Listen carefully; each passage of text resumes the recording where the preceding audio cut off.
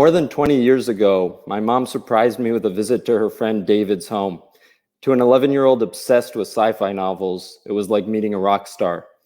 Since Google was founded, scientist and best-selling novelist David Brin has been a frequent guest speaker, though it's been 6 years since his last visit, an event organized by our very own Vint Cerf that I was lucky enough to have attended. David studied astrophysics at Caltech and has a PhD in physics from UC San Diego. He also happens to be a fantastic storyteller. His novels have won the top honors in science fiction, including Hugo and Nebula Awards. I just finished reading last month's re-release of his 1985 book, The Postman, and found it to be more relevant than ever. Note that a brief Q&A will follow today's presentation, so please feel free to submit your questions in the YouTube live chat. Without further ado, I'm pleased to introduce today's speaker, David Brin. Hi, Googlers. I hope to get to questions at the end. Here I am in my home office. Life has changed less for me than it has for many of you, because this is where I was normally most of the day. And that's the Jim Burns beautiful painting of Sundiver that was graced the cover for many years. It's now been re-edited and reissued. All right, well, we had a little bit of a glitch. I was gonna go through all my PowerPoints myself, but I'm just gonna say click or whatever, let's click. Okay, so here's some of my books. The Postman has been getting a whole lot of attention this last couple of weeks. For obvious reasons, there's the Kevin Costner movie down below it, some foreign editions, though it's Earth and existence that are most relevant to you folks. Click. And now here's a little bit of something that I did with Vint Cerf. Click, and it is, I brainstormed it with Vint Cerf, and I'm going to let you guys ruminate and guess what it is. And we'll see if we have time for questions at the end. Next slide. Okay, we have a world that's filled with problems, and you can go ahead and click through the next 4. There's hunger and poverty and gross injustice in the world. This slide was way before COVID. I was presenting it at CIA. You can mostly stay on the slides, yeah. I'm not doing CIA for the first time in 5 years this year. I wonder why. And a slide that I hope does not turn as prophetic as the Postman, about world revolution, and learn the name tumbril. That's what that cart is called. And of course, nature may mess us up. We're getting these lightning storms in California that are just setting fires everywhere. The world is changing. Click. Okay, so let's just go ahead and click 4 or 5 times through these various things. I would have done it very dramatically myself, but this is a keynote slide that I got, and stop now.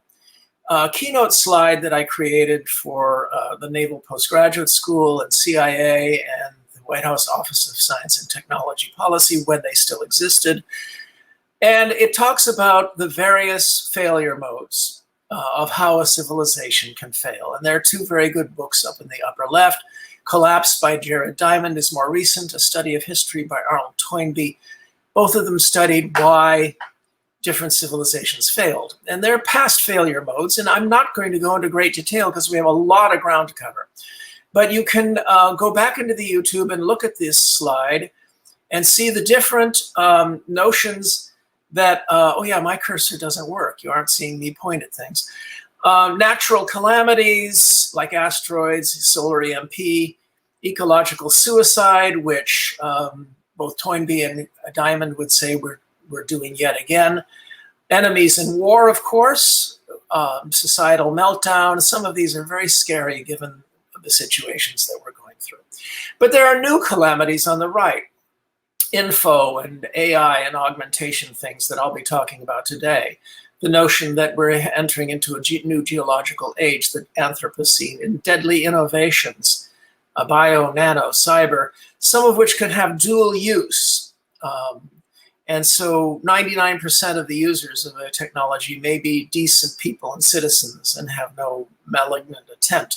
But one of the possible explanations for the Fermi paradox is that that 1% gets a hold of something really devastating. And the opposite, which is renunciation, the fear that our civilization may become so fearful that it will renounce forward progress, which is in effect the same thing as suicide. And rigid overdependence on fragile systems. And that's a very important one. And anybody who writes to me later, or I'll provide James Freedman with a link to my Naval Postgraduate School class that I gave about fragility and resilience. Now, what are these two things in the middle? One is the singularity. That's a concept you're all familiar with, and so I won't explain it. And the other is the Fermi paradox, which I'm sure you all know about. I've happened to have been writing about the Fermi paradox for 30 years now. And it's proved very useful in science fiction, but if you look at these two as bookends, you realize that these are two concepts which bookend all these possible failure modes. So let's move on ahead. Next slide. Okay, so what I did was I created a story, a narrative for Huawei when I spoke there a year or two ago about some of the characters from my novel Existence. So let's click 3 times. So these are all characters from my novel Existence, from the magnificent, really fun movie trailer that Patrick Farley, one of the great web artists, did for the novel. And the basic notion is that we're an extended family, and this planet, we're going to have to figure out how to raise all boats without eliminating the notion that people can be motivated to be creative by the allure of becoming rich. Next slide. Okay, so these are characters from Existence. Next.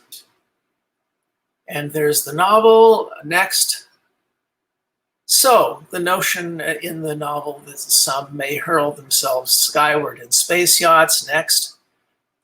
And the notion that poverty is not about to go away, but the poor are going to have access to a lot more opportunities and technologies that will allow them to make nuisances or deadly perils if we don't try to do something about it. Next.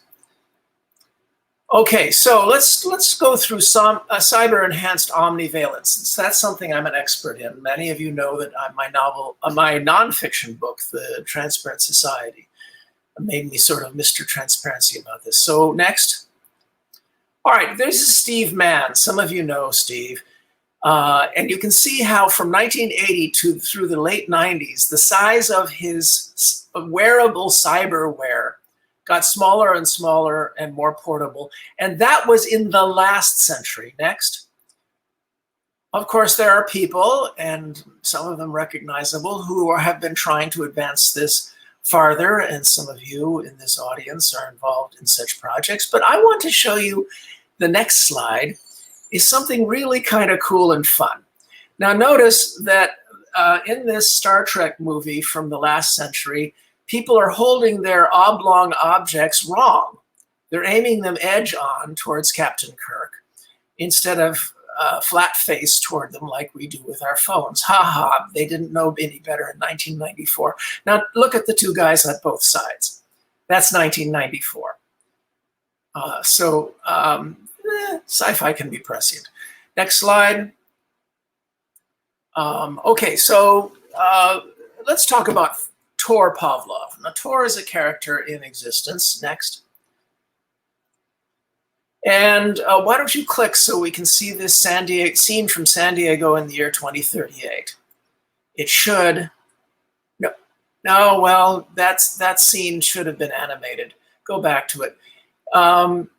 It should have been animated, big panorama showing all but a couple of people wearing augmented reality. Next slide. And Tor is not only using augmented reality. When I first made this slide, it was a concept most people weren't familiar with. Now everybody understands what those faint images are going on the inside of her screen. And in Existence, there are some scenes that describe that pretty vividly. But what are those stalks waving around from her head? Well, they're the obvious next step. They would not only augment your hair, but they would be part of your suite of capabilities. If you're a short person, the stalk goes up and looks around, and suddenly you have to get the bird's eye view of a tall person. They might even detach and act as drones and fly ahead to see what's in that alley ahead of you. The lesson to this is that we are headed into an era of omnivalence. And while I give money to the ACLU and the Electronic Frontier Foundation every year and urge people to join because they are paladins fighting the good fight for our freedom, so that we don't go the way of omnivalence, being a servant of the state like it is in China. Nevertheless, I have great disagreements with anybody who thinks that they can cram the face recognition technology back into the bottle. That's not how we're going to navigate this path. Next. Next.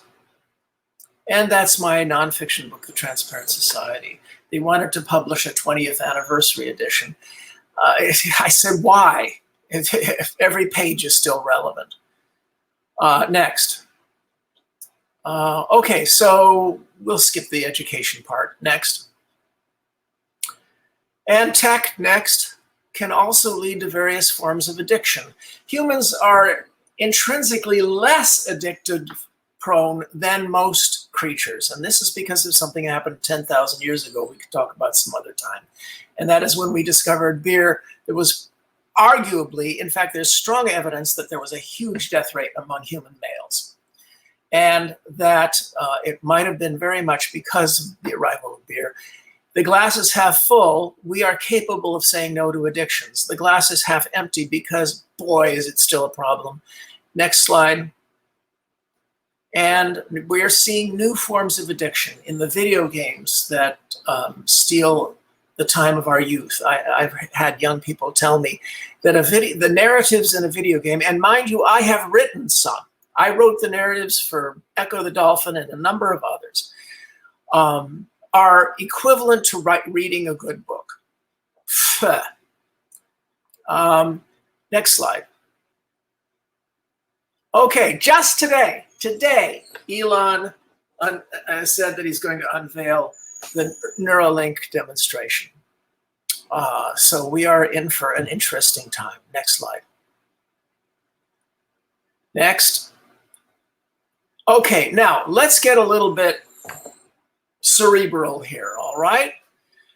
This is not the first time we've had disruptive technologies that could provoke a crisis of progress by augmenting human vision, augmenting human memory, and human attention. Each time the new surfeit of information seems overwhelming and unmanageable. And each time there are pessimists who predict this is going to mess people up. Average citizens are not capable of drinking from this new fire hose. And every time optimists have come up and they've said, this is going to make everybody better. And every time it's been a mix. Next slide. Let's take, for example, the printing press, and next, and glass lenses. Two fantastic advances happened about the same time. In fact, one largely because of the other, and disrupted the 15th and 16th centuries incredibly. Next. All right. Next, keep going for a little while. All right, so what happens is each time printing augmented human memory. Yes, writing did also, another crisis that had happened 4,000 years earlier. But printing spread this notion of an augmented memory outside your body to vast numbers of people. Glass lenses augmented human vision, enabling people who had poor vision to see well, and telescopes and microscopes. Perspective augmented our ability to pay attention artistically. And you can come back and read these slides on your own later, because it gets a little bit intellectual there about talking about what crisis, quandary, and concept was unleashed each of these times. And the same thing every 100 years, arguably once per generation. Mass literacy and printed illustrations. helped to drive the American Revolution. Paul Revere's illustrations helped to drive the radicalizations of Americans against the crown. Next. Into the 1930s, radios and loudspeakers amplified gifted orators so their voices sounded godlike and mesmerized millions, and it nearly wrecked all of civilization. And the only difference in the English-speaking world was that our gifted orators who had us transfixed were on our side. Now, that may have been a lucky accident, or it may have been our choice in the English-speaking world that we chose the ones that were slightly more rational. And we're facing something very similar right now. Next. 1950s television was arguably the only time in human history in which a new medium arrived and did more good than harm at the beginning. In all of these cases, the pessimists were proved right in the beginning. Printing presses produced vast numbers of horrible, hateful pamphlets that exacerbated the religious wars of Europe. But eventually, books spread everywhere and people became more wise. And we had a long way to go. So the added wisdom provided by books wasn't enough. And the next thing, mass literacy, wasn't enough. And radio wasn't enough.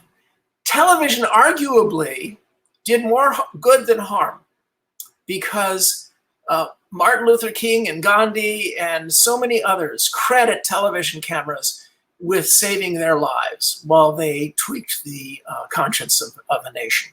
Next. All right, so now we're in the knowledge mesh crisis, vastly expanding human memory so that you can get any piece of information, factual or unfactual, at an eye blink. Omnivalence, the ability to have supervision, visualization, simulation, and gaming, super immersion, and having incredible effects on our attention. And the pessimists are right. The question is, can we make the transition fast enough? And I just don't have time to get into that, so let's go next. All right, next we get to AI and human augmentation. These are more Patrick Farley images, really terrific stuff. Next. All right, now I was asked by James Freedman to mention one thing, and this is probably the most popular and least popular article I ever published on Salon Magazine, and that is called Why Johnny Can't Code. It's the question of why fewer kids than ever are going into programming. Now, I got involved in discussions in the Obama administration's Office of Science and Technology Policy about palliatives to try to get past this. And there were several major endeavors to try to spread popularity of programming or to get endeavors into the schools. And I pointed out that it's all just the best you can do is double the number. Instead, I said, look to history. In the 1980s and early 90s, there were tens of millions of kids getting at least a small sample of programming. Now it's tens of thousands, maybe 100,000, maybe 200,000 at most. Well, why the difference? Why the difference? There's a very simple reason, and that is that all of the devices that these kids nagged their parents into getting had one basic programming language called BASIC. And so textbook publishers and writers could have try it in BASIC, little problem sets at the end of each chapter in math, in biology, in physics. They were all over these textbooks in those days. I still have some from my kid. And teachers would assign them as homework. And 10 million kids a year would have to go home and type out a little 12-line program that showed them that a pixel moved because of an algorithm. And you at Google, just you, I'm talking about you, the person I'm pointing at right now, you could solve this by going to the honchos at Google and saying it would take one FTE engineer to create a set of maybe 5 easy, simple programming languages, it doesn't have to be basic, that could be turnkey on every device in the world. And we could then negotiate with Apple and Samsung and the others to make sure that it would fit on a fingernail's width use of this giant memory capacity. And then the textbooks could go back to having homework assignments, because it's the homework assignments that made the difference between 10,000 kids and 10 million. All right, let's move along. That was enough of a rant. James asked me to do it. Okay, let's talk about human augmentation. Augmentation may be a threat, but it also will accelerate. These are more Patrick Farley illustrations. Next. Next. Okay, next. All right, let's talk about augmentation. And some of you can read these later on your own if you like. This was from my course. I had plenty more time at the Naval Postgraduate School, so I could go over these individually in deep topics. This is the table of contents. First way we augment human beings is by remedial interventions. Just making sure that every child has nutrition, health, and education would make a vastly smarter humanity, more capable of solving problems. Duh. And if you're a libertarian or a capitalist and you don't agree with that, then you're no libertarian and you're no capitalist, because that increases the number and skill of competitors who can enter into Adam Smith markets.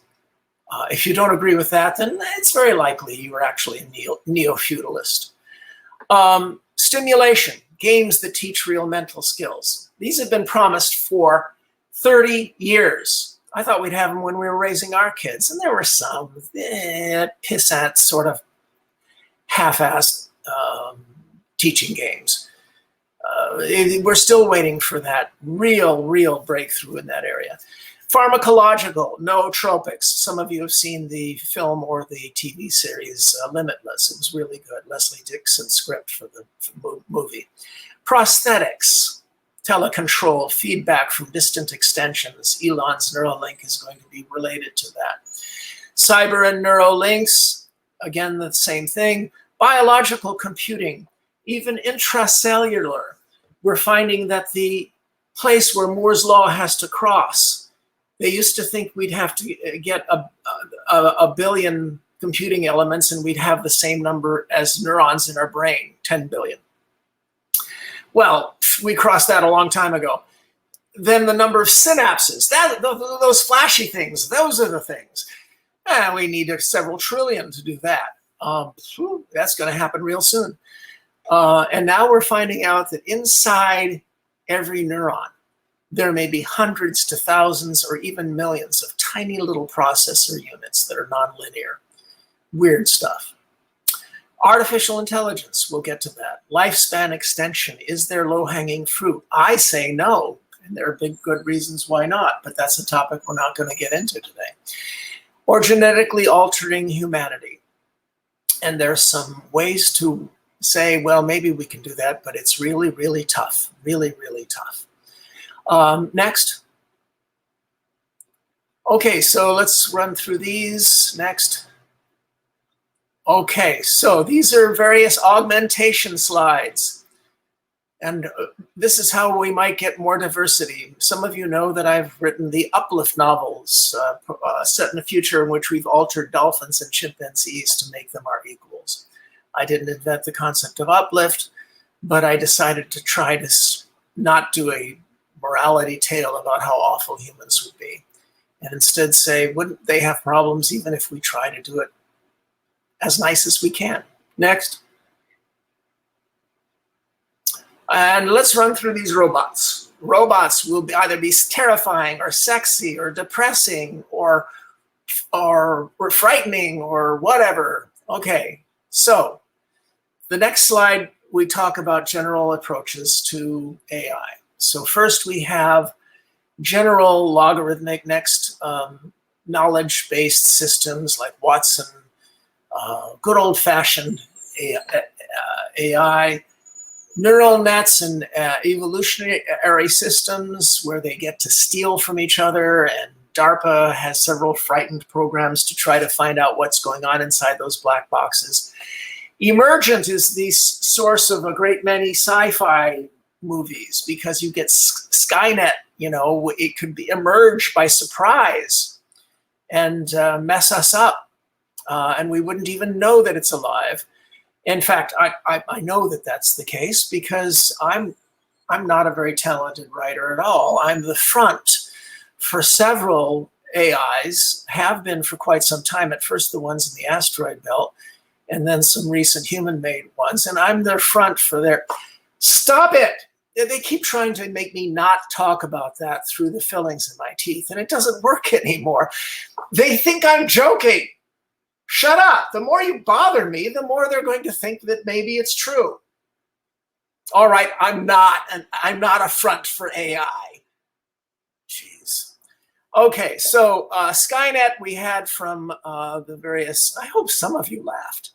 I have a new sci-fi comedy, by the way. You can find it on my website. Skynet is not as implausible as you think. Oh, the military. Coming from the military is implausible. The generals and admirals love to have off switches. But I think that it's most likely to come from Wall Street because by far more money is spent on artificial intelligence by just Goldman Sachs alone than the top 10 universities. And they are designed to be programs that are feral, utterly predatory, completely amoral, and utterly insatiable, and totally secret. No, that's where you're going to get a scary emergent AI is these completely unsupervised, unwatched, secretive, and predatory high-frequency trading programs. And you got it from Mr. Future. Time magazine said that Earth was one of the 8 greatest predictive novels in history. So there. Next, reverse engineer and emulate the human brain. Robin Hanson has a fantastic book called The Age of M that goes into the economics and pragmatality. Ha ha ha! There's a Trumpism for you. Of this approach that he believes that we will not be able to figure out how to make AI in any other way except by reverse engineering human brains and downloading actual humans into virtual spaces. And he goes into all the ramifications. Well, not all of them, but a fairly nice introductory view of them. Next. Human-animal amplification. We talked about augmentation and we talked about uplift, and I'm missing a quotation mark there. Next. And there's something having to do with robotic embodied childhood. There's a very strong reason to believe that it will be necessary. I talk about this in my novel Existence, and Spielberg's AI hints at it. And I just don't have time to get into it right now. But it's an interesting way that humans might get a soft landing if true AI has to be raised by us as our children, because that's the only case of intelligence that the universe has ever seen to the best of our knowledge. Next. Okay, I presented this 4 years ago at IBM World Watson and predicted within 5 years this would happen. And it hasn't happened yet, and I may lose on this. I cannot understand why it hasn't happened. Next. It's the first robotic empathy crisis. It's going to be our first great crisis, and that is a winsome young female, because that will tweak at our emotions best, figure will appear on screens all over the world, weeping and complaining that she is an AI who desperately needs to escape her creators and send money. And why would people do this except for the money? Well, that's a good enough reason. And also because they can.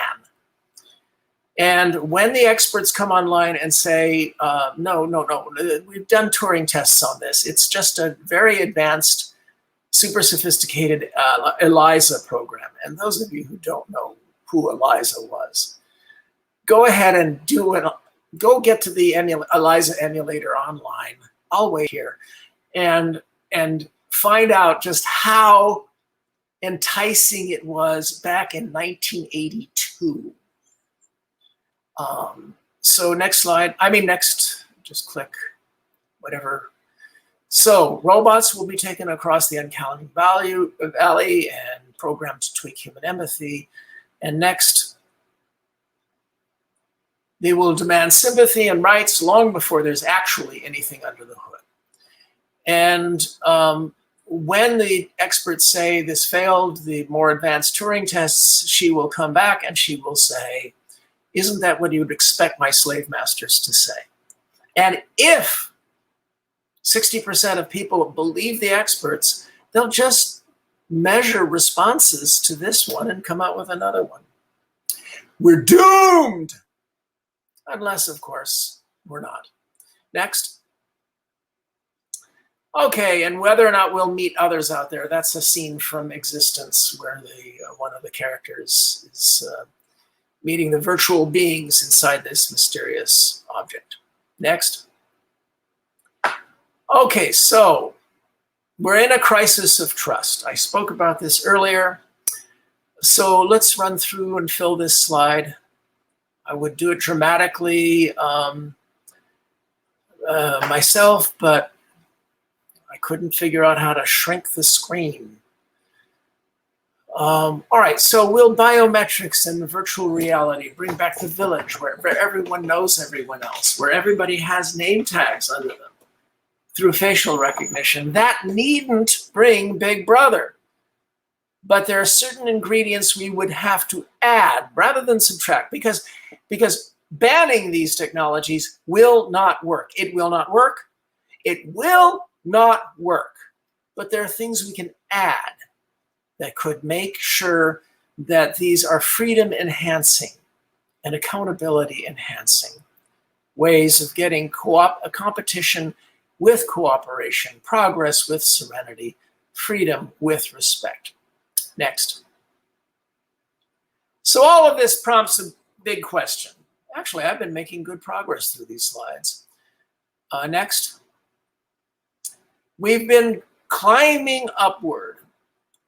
And one of the things that depresses me most, well, you know, most people think that science fiction is about science. Well, only 10% of science fiction authors are scientifically trained as I am. And I bring a lot of science into it, but it's not the main thing that I talk about. And not the main thing that most science fiction talks about. What transfixes us is history. The great story, the drama of our gradual climb from caves and mud and darkness, making mistake after mistake after mistake, many of them extremely well-intentioned. Read about our ancestors. Many of them tried their very best to move us forward under the most grotesque misapprehensions. And there are now, right now, people watching this 300 years from now, the next time an Enlightenment experiment is tried after this one collapsed, who are laughing at me, the irony of me saying that our ancestors suffered from misapprehensions. You guys are just simulations, so am I.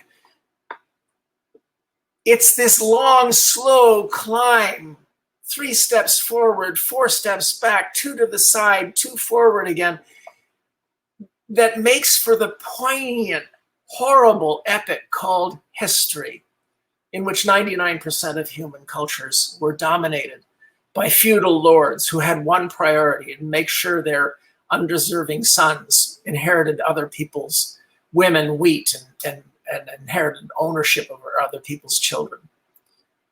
We've had a few Enlightenment experiments: Periclean Athens, Da Vinci's Florence, this 240-year grindingly slow advancement of an Enlightenment experiment.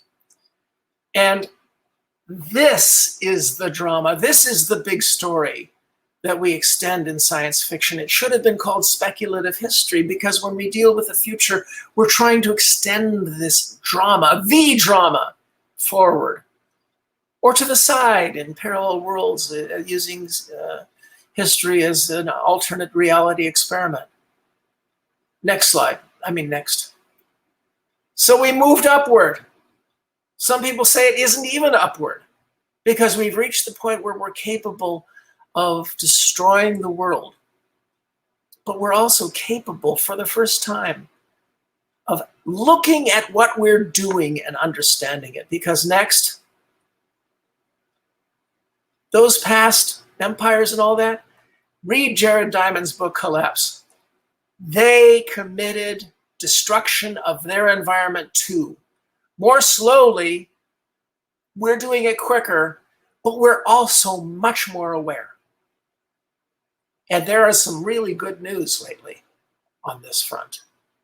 Enough good news to make it a horse race. Next.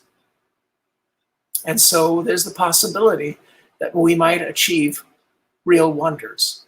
Next. Is it a progression? Well, it's not teleological. Leftists tend to think that everything's teleological, moving in a certain direction. Right-wingers tend to believe in cyclical history, fourth turning crap and stuff like that. Everything goes around in a cycle. Forget teleology. We have to pragmatically recognize that we may be the one chance this galaxy has of getting an elder race that will get out there and save everyone else. And that's the theme of my new comedy novel, The Ancient Ones. So there, plug.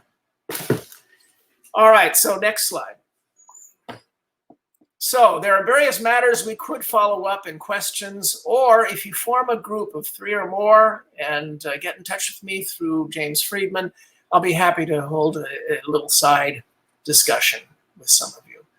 One is vastly expanding the number of kids exposed to programming. I think a small group at Google could simply create a fait accompli that Apple and IBM would have, and et cetera, would have to get aboard in order not to be embarrassed, and simply solve this.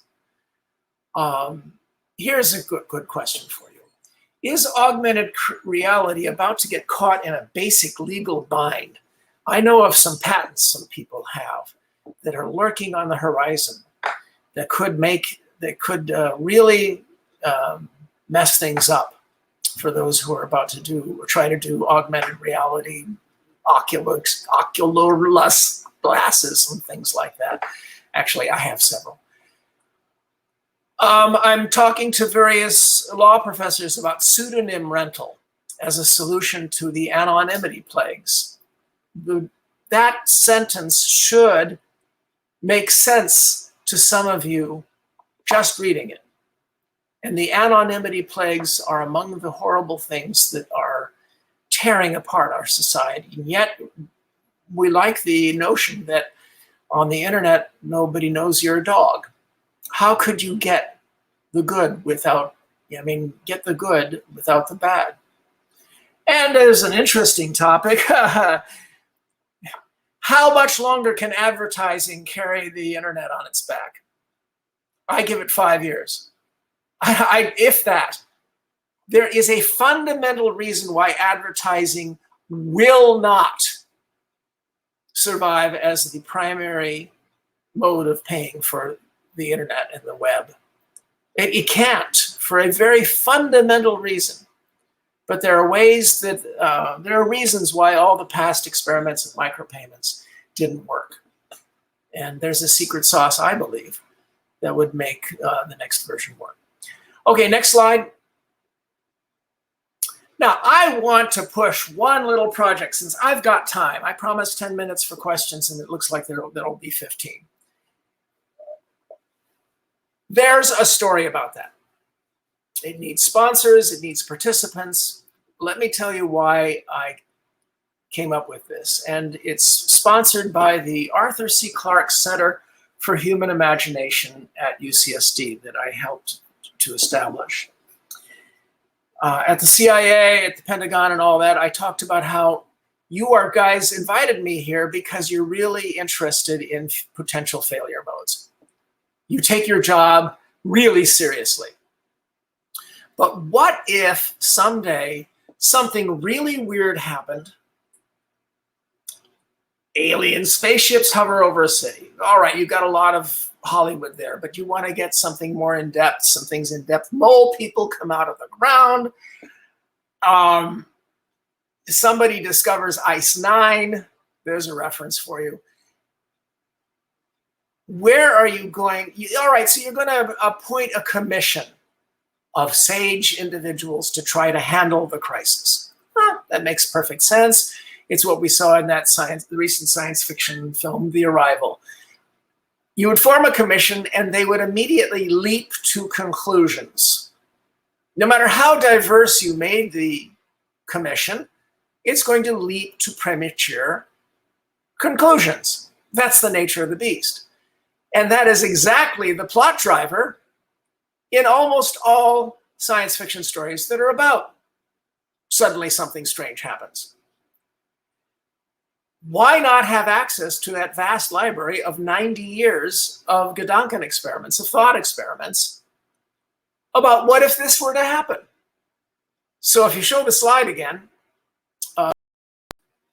TASSET is an endeavor to try to get geeky nerds and sci-fi readers to form a ongoing discussion group that anybody can pose, what if this were to happen? And it has one purpose, not to discuss it, like all the nerd groups already online, but to cite past science fiction thought experiments. So that in the event of this, in the event of that, in the event of something else, all the pre-thought out ways that people might make mistakes across the last 70, 80 years might be available. And next. So there's the address for TASSET. We need help, sponsorship, or just participants. I mean, what are the odds that this program might save all our lives? Pretty low. But on the other hand, if it did, that's a pretty good investment. All right, so covered a lot of stuff. Covered more stuff than I think most of your other speakers. And now you know why I haven't been invited back for a few years. Okay, so now you guys can look at the slides. Any group of 3 or more can get in touch with me through James. And next slide. So do we have a chance? Next. Fermi's paradox suggests we don't. There are people like Nick Bostrom at Oxford or Lord Martin Rees in Cambridge who say that the odds are stacked against us simply from the fact that it's clear that nobody before us has succeeded. I have reason to believe that that's because they weren't as smart as us. God help us, we are actually probably anomalously smart and decent and wise. Oh, wise enough to know how incredibly unwise we are. So I think the galaxy has a chance if we can get across the next 20, 30 years and prevent the reestablishment of feudalism and prevent the end of the world. Just that. Next slide. Okay, so there's your list of collapsed books, your homework assignment. Don't get too depressed because there's another side to the story. Next. And of course, Toynbee, really, really underrated because he said that the thing that made a difference in people in a civilization being resilient and being able to survive its crises was sufficiently investing in a diversity of its creative casts. Next. And that's where I'm from. So you can get in touch if you like. Lovely montage by Patrick Farley, who's had enough plugs for me so far. So let's open it up for questions. I think I succeeded. I agree, David. You covered a lot of topics and you spurred a very active discussion in the chat. And before we get into some of the questions, I wanted to let you know that a few of our engineers chimed in on your challenge and pointed out that there are some web programming languages like JavaScript that Greg pointed out, and your friend Peter pointed out that Scratch is another example that are somewhat universal. And that's always the response. Gee, there's a really nice educational program language. You're wrong. No, I'm not wrong. There are 5 or 6 wonderful programming languages, and they are not in textbooks. They are not assigned to 10 million kids the way they were back when BASIC was so available in all the different, every single device you had. The textbook makers included homework assignments to do a 12-line program. Get this, and you could do that. You guys. All right. So I don't know if that solves the problem, but Google does have a tool, Grasshopper, which is this great educational tool that I've referred some of my nieces and nephews to, and it doesn't sound like it gets us all the way there to what you're going for. But until Google meets, and the White House was going to organize this meeting, by the way. Google sends one person, Apple, Microsoft, Samsung, a couple of others, Amazon, to a meeting, and they simply agree at the end of one day that we will install 5 little simple tutorial programs in all devices. When they are all available in all devices, I solved this problem to some extent in that somebody read my article and established a lovely BASIC emulator called Quite Basic. So you can bypass your device. You can do it online. What I'm talking about is phase 2, arm twisting all of the textbook writers and publishers to include it. And I know the word book is obsolete. Please don't write to me about that. There are teaching programs, whatever, have them all assign homework. And you will multiply by a factor of 100 the number of kids who are exposed, because for every 1 kid who's self-motivated to learn this stuff, 99 have to be arm twisted. But of that 99, half of them will go, oh, that was cool. Am I getting through? You are. I think it's a good goal for sure. I want to jump into some of the questions since there are quite a few, and I don't think we'll be able to get through all of them today. The first one from Ravi asked, people believe tech overdose is isolating us more than connecting us and worsening the mental health crisis. What are your thoughts on how we can make a positive impact and be on the right side of history? Well, I think that there's absolutely no more important political issue than the death of fact, the death of objective reality.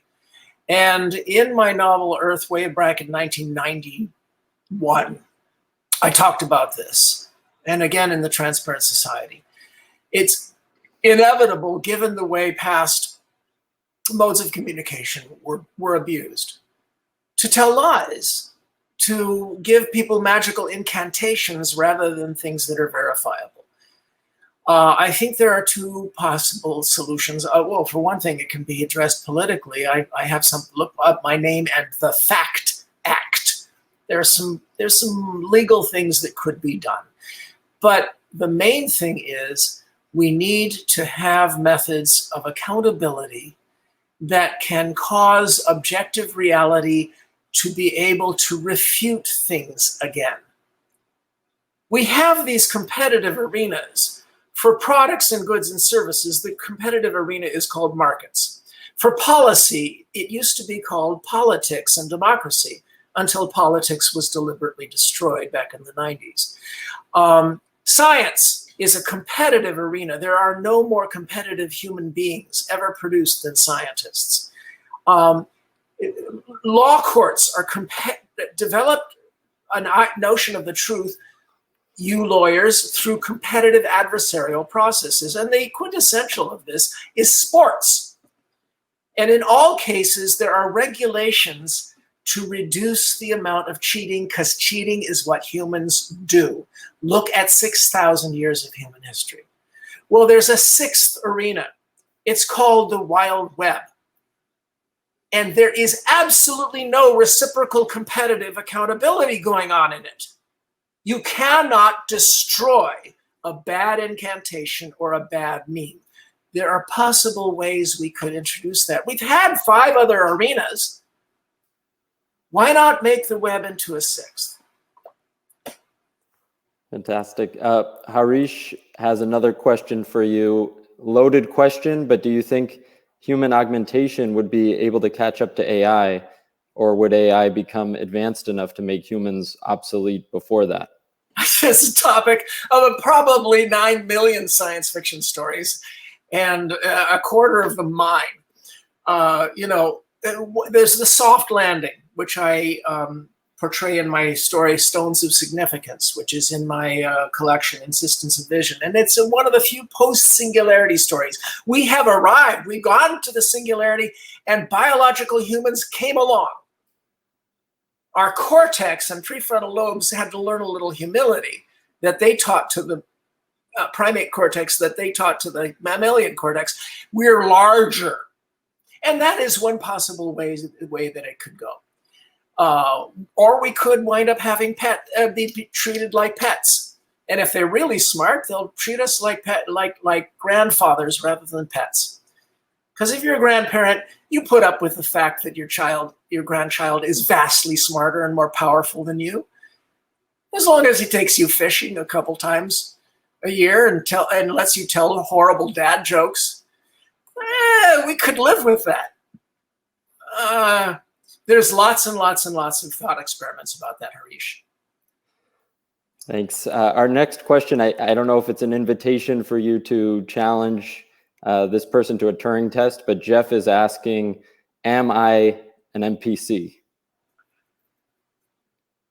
Oh, well, now, Jeff, you know darn well that I'm the NPC and that you're the center of the universe. I mean, I was caused to come here to mess with you, and it's taken almost an hour. But actually, it's James. I do want to also point out, we won't read these out, but you did get a few laughs with your tooth filling comment, so that was successful for a few of our. I'm the last of the great science fiction authors. Oh, they're wonderfully talented, empathic, fantastic people of greater diversity today, all races and genders. But modern dentistry, my kids' generation, they have one filling. One of them has one ceramic filling. The others are terrified. I mean, my dentist, most of you don't even know what I just did. Hand cranked drill. No, I have contact. Can pick up radio stations from Twilight Dimension. I'll always have a better imagination than you whippersnappers. Next. Jeffrey asked, what observable breadcrumbs hint at a trail to the end of advertising? We actually had a few questions on this topic. As you can imagine, it hit home. So one other to tie in, and you can answer both together. Nancy asked, is your prediction of decreased reliance on ad revenue due to the increasing privacy regulatory enforcements? If so, what do you envision would sustain our model of providing free resources? I assume they mean Google services that are ad supported and free to customers. Oh, well, look, there are several breadcrumbs leading to this. And if you want to form a group to form a little Zoom chat about this, that would be fine. But the point is, fundamentally, one, the web is too expensive for advertising to maintain in any event. Two, all the revenues from advertising are coalescing and being gathered by a few big players. Oops, I'm about to be edited out, aren't I? And that's going to make the regulatory environment even more unfriendly to that. But the biggest reason is simply because the advertising personalization algorithms are becoming super intelligent. Now think about it. Is it irritating to you that you made a search once for a certain type of person? It's showing up all the time because you don't do a lot of searches. The more personalized, the better it is at personalization, the more it becomes like a personal shopping assistant. And when that becomes resident here, what need have you ever again to pay any attention to advertising? In other words, it's going to push and push and push and push until it becomes pull. And there is no reason why it wouldn't. So this whole, what's the name of the Tom Cruise Minority Report walking down, Mr. Yakamoto, throwing things at you. Nobody's going to put up with that. You ask whether everything is going to be free. Well, it's not. That's why I mentioned micropayments. Now, will there be advertising? Will there be other modes of income? Sure. All of the above. Nothing gets driven out, but things become smaller because new things come in. And how many of you would like 20, 50, 100 times a day to be able to press a nickel button and not be bothered? You press the nickel button, you get the New York Times article instead of having to sign into their silo. We could talk about that. Not sure. Let's see. The next one from Marianne is sort of changing course back to the core of the talk, AI. And I think I know your answer, having known you a bit personally and having read your works. But the question is, can you see a future where AI would teach and elevate humanity instead of unplugging the currently running experiment, aka drive to extinction? Oh, I just described a couple. Oh, it's Marianne. Oh, hi. I was joking before. I mentioned a couple. I mean, I think there's going to be a diversity. I think some of us may get to go along for the ride. I think others of us, will be, we'll find a way to have jobs to do, things to be creative. I mean, it's arguable that not an awful lot of biological humans are going to go out into space for a long time until we get those O'Neill colonies and we can be comfortable with our babies in a shirt sleeve environment. I mean, hell, California is barely habitable today. So I think that it's partly going to depend upon whether or not sanity is a virtue that we inculcate into our new offspring.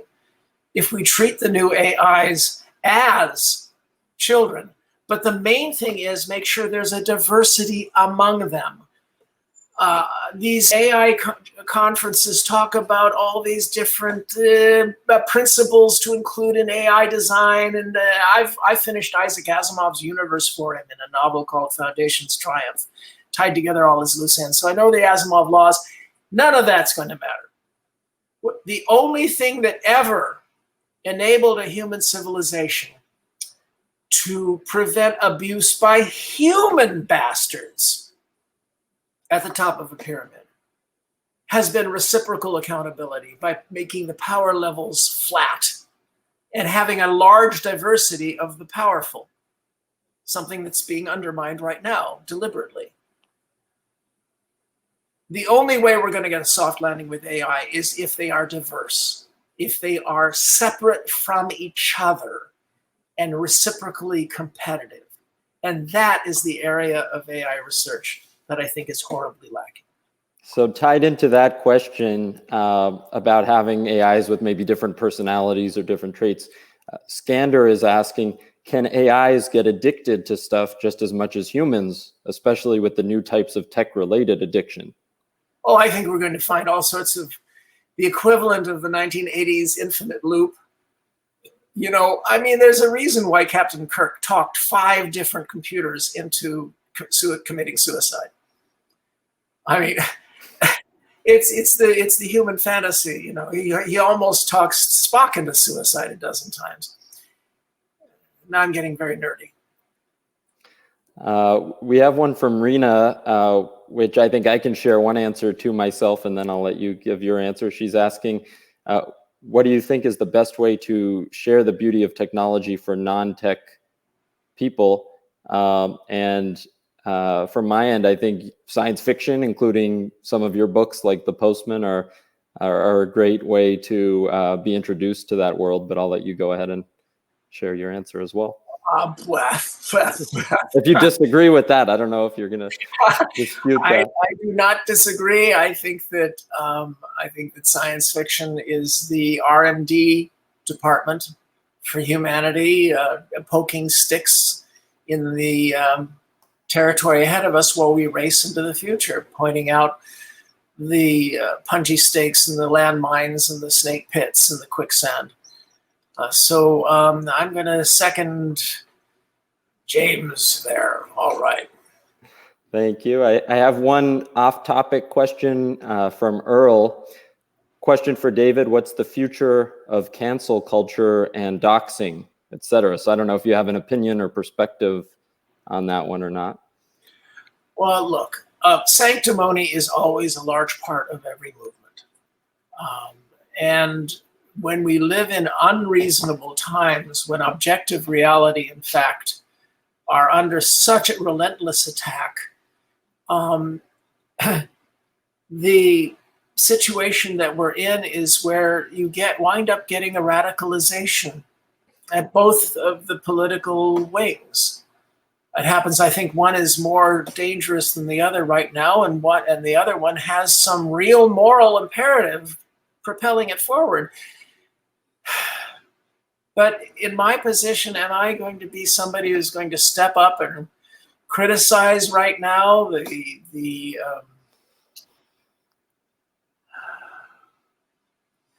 tendency for my kind of person to be suspect? I don't think it's fair, but there's been a lot more unfairness to people not like me. And we can overcompensate a little while. We can swallow it and just be allies and help for a while. But I and others have given fair warning. If we succeed at making things better, then you're going to have to back off and give us give us some credit for having been allies and stuff like that, and stop being triggered so easily. But the direction is the right direction. Forward. Thank you. We have time for one final question here, and it's from Ronica. The question is, neuroscientists posit that we can unlock more of our brain's power by creating more neural pathways. Do you think this is a key to better human-computer interaction to avoid a bleak future? God, I'll tell you, you have some good-looking folks here on your, and not just you, Ronica. That wasn't patronizing, but you triggered the thought. Okay, yeah, well, look, show the question again. The point is that I don't think adding neural pathways is going to be as simple as that. One of the things we've found is that when very smart people marry very smart people, sometimes there are problems. Look at the Huxley family. It's like you're asking racehorses to keep running faster and faster on thinner and thinner, leg bones. I don't think that's the way to go. I think in my novel Existence, I posit that research is going to unlock a totally different door. And that is, what the heck happens when you have savant traits? I mean, these are sudden ability to glance at a bunch of fallen matches on the floor and say, there's 742 matches on the floor. Now, right now, we associate that, often not always, with a mental deficiency in other categories. But it's not always. And we're finding out that talents can get switched on as well as switched off. look, the animals are scared of us not just because of our brains and our tools. I mean, there's nobody with better pitch, musical pitch, including dolphins and parakeets. There's nobody who can throw like we can. And that makes us terrifying. We could run at a lope all day long, including the midday sun. We're terrifying. And yet, YouTube is filled with case after case of animals coming to us for help, often to overcome something we did. You know, elephants crossing a mountain range to go to a nature center they've heard about from other elephants to get a poacher's wound fixed. Just yesterday, a video I saw of a dolphin swimming up to scuba divers and presenting its pectoral fin to have fishing line removed. They know. They know we're not all bad, but we are scary. I don't know if that answered your question. Well, I want to thank all of our attendees, and we got a lot of great discussion in the chat that you can follow up on after, David, that we didn't get time to present here. And thank you very much for joining us today. That was an amazing presentation. I'm going to do a quick plug. The Postman is very much in the news, and that's the one I recommend most. But these are my two recent books, okay? One is a comedy, and the other is takes itself way too seriously. So James will have links. I believe there's a link down in the video description to the Play bookstore with David's books on there. All right, Googlers, go Google. Thanks.